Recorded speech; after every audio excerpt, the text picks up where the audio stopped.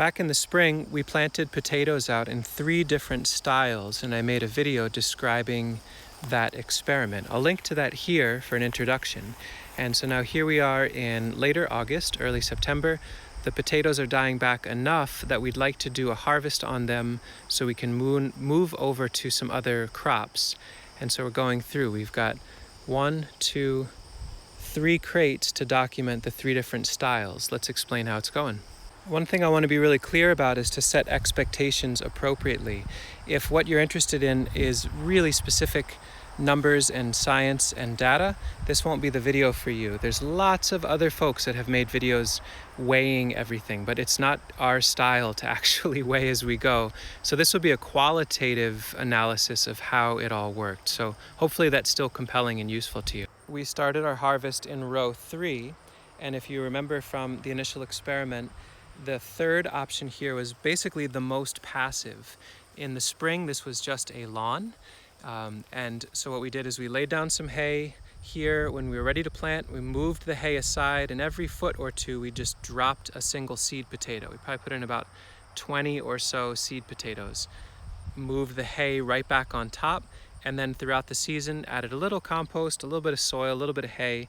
But in a drought year, the yield from 20 or so seed potatoes dropped on a lawn with some hay banked around them is this.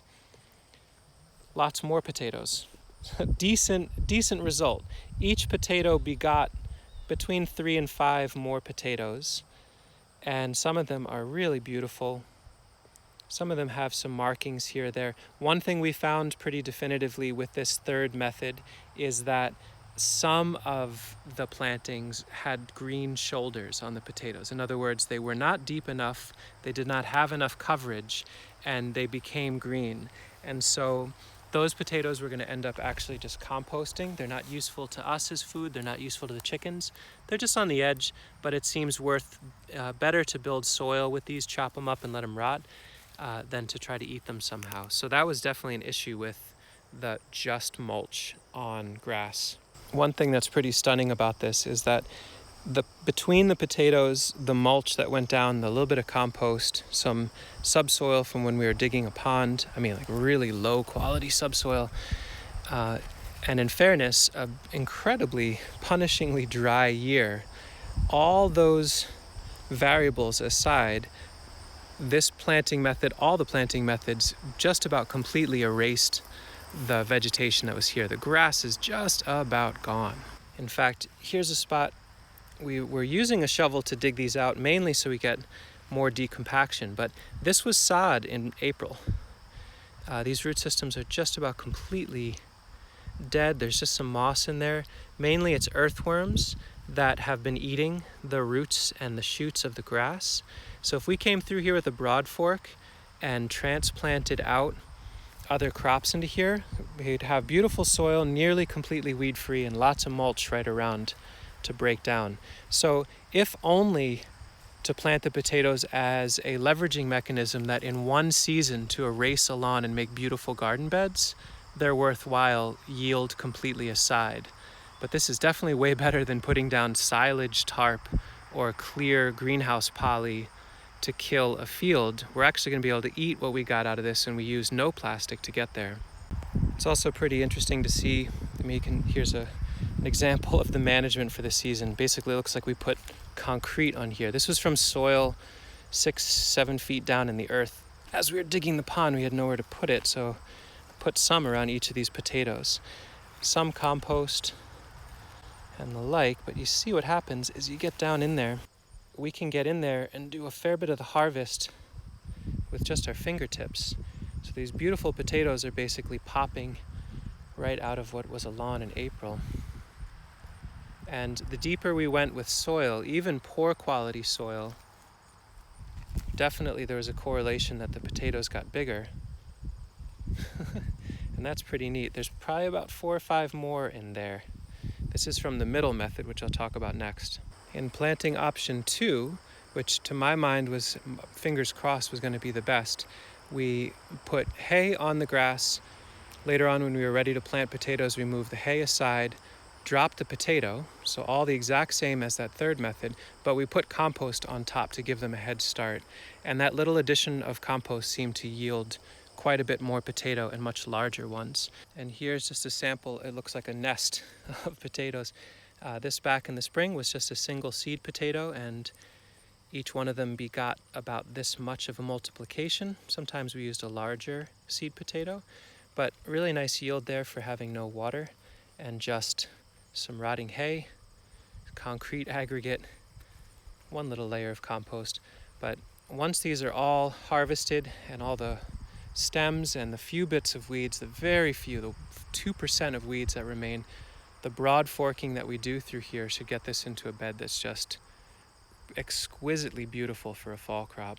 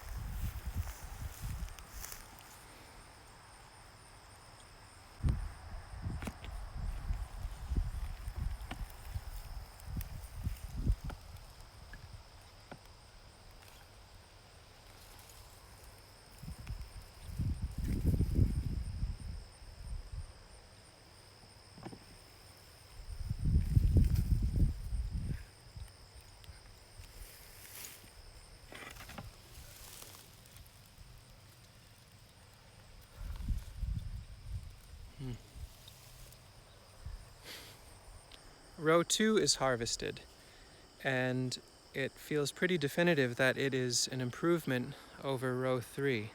So on the left, you can see where the mulch was pulled aside, potato dropped, compost added, and then the rest was the same treatment. And this one, mulch pulled aside, dropped on the grass, mulch put back, no compost. So that little bit of additional compost, probably 2 gallons of compost added at each planting spot, I would say, rough estimate, has doubled 2.5 times the yield or so.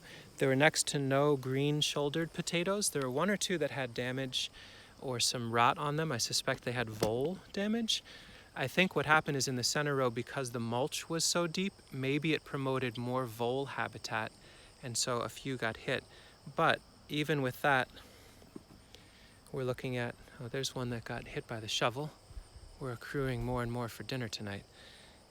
Lots of beautiful ones in here, and overall quite happy. So the last row is where we actually dug down, flipped the sod over, and planted in the soil before we did the rest. Fingers crossed that's not the best method, because that's the most work. But so far, very little work to get these to this stage, that is for sure. Okay, the whole bed is lifted, and I've got 3 crates with the 3 different tests represented, and it turned out to be what I had both hoped for and had kind of expected, and what I think a lot of folks called, and that is that the middle option of directly on the grass with some compost and good mulch is the nicest. Now, some other folks out there have commented, well, it's not a fair test because in the middle it's furthest from grass pressure, there's more mulch in the middle. All of those are valid arguments, and that's why I'm suggesting this isn't a scientific experiment. This is just empirical, and what are we seeing? And so we've got type number 1, dig in the ground, plant it in the ground, put the mulch back, and then hill throughout the season pretty poorly as we did. Now, interestingly here, we saw a lot more with discoloration. I'm not sure, was it too wet in the ground earlier in the season, that direct contact with the wet soil? And I was surprised to see more green shoulders on these, which normally indicates more exposure to sunlight. Some decent, some nice ones here or there, but not really stunning in the quality of the potato, and certainly not an overwhelming volume in total. Put it right on the grass, put some compost, and keep mulching. That is the future for all of this in my mind. Probably about twice as much of the other options, or about as much as those other two combined, and then laid on the grass with just some mulch. I think it needed the composting boost to really get that head start. And so in the future, this is what we'll lean into more. Some takeaways that I think are worth noting.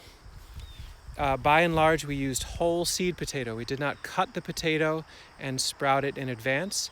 And I think that probably reduced virus or fungal pressure a bit. If you're going to do such a rough process like we're doing here, it seems like whole potato seed is worthwhile. And probably it would have been well worth my while to hill them more and with actual compost or actual quality soil, not rough subsoil. But even still, we got some good material out. I would guess we put in around 10 or 15 pounds of seed. I would guess there's well over 100 pounds of potato in total, which for a 5-foot by 30-foot bed in what was a wet lawn this spring, I'm pleased as punch. No plastic, no irrigation during a drought summer, no fertilizer, just waste hay, half-finished compost, and some clayey, rocky subsoil. A few times throughout the season, and then dig them up, put them in a root cellar, and enjoy them in the winter.